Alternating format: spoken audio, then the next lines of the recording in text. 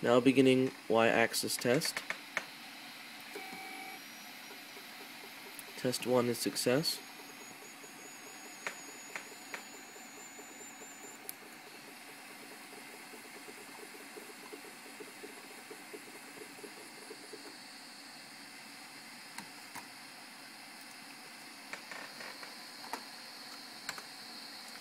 Now beginning x-axis test.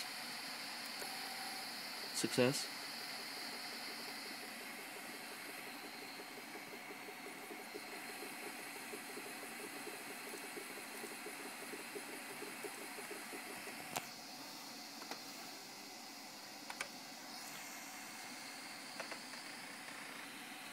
Now beginning z-axis test. Success.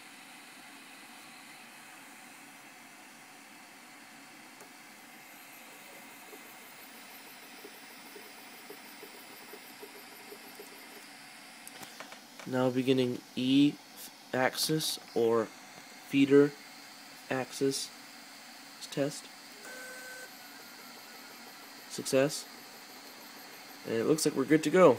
All the axes are working, and we're ready to start printing soon. Thanks.